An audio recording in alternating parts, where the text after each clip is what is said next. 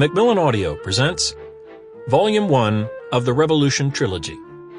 The British Are Coming. The War for America. Lexington to Princeton, 1775 to 1777. By Rick Atkinson. Read for you by George Newbern.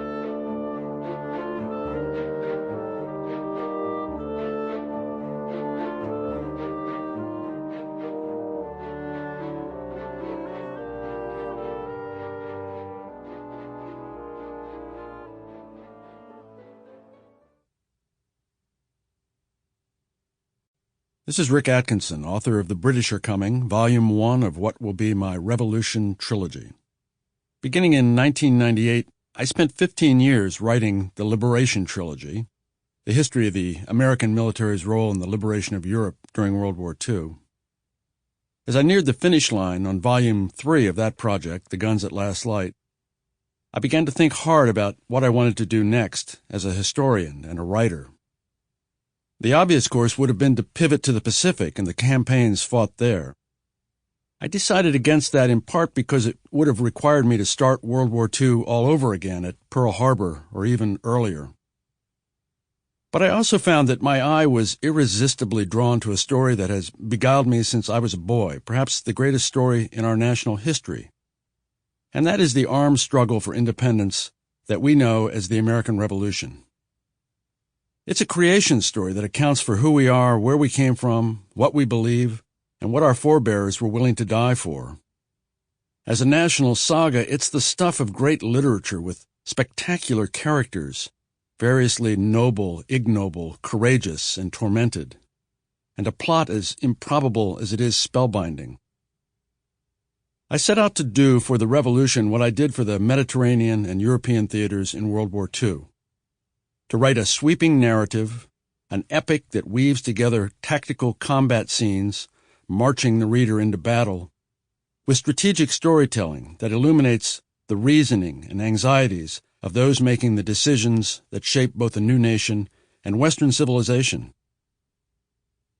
My intent is to show war as soldiers and militiamen saw it, terrifying, bestial, and occasionally grand, and as generals fought it, sometimes well, often badly. I also feel that it's important to tell the story from both sides, to see the rebellion as the British saw it and fought it.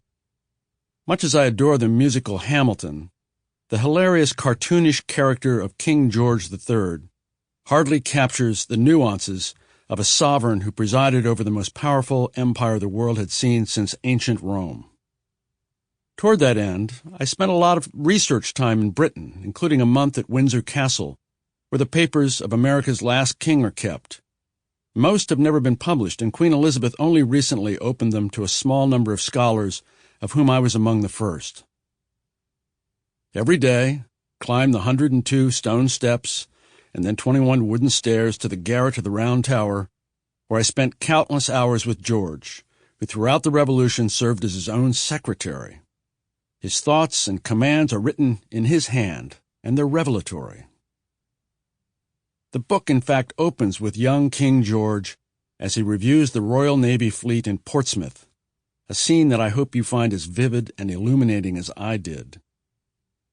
The chapters then carry us through the great events of 1775 and 1776.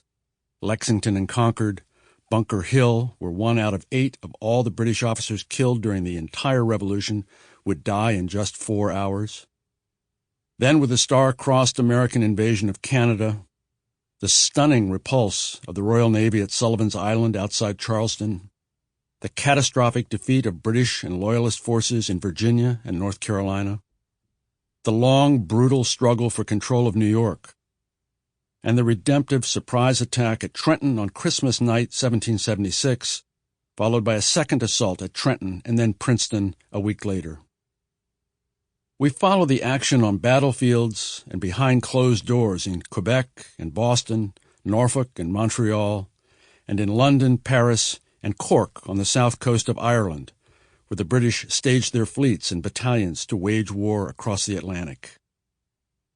I spent years trawling through archives large and small in search of primary sources. Sample complete. Ready to continue?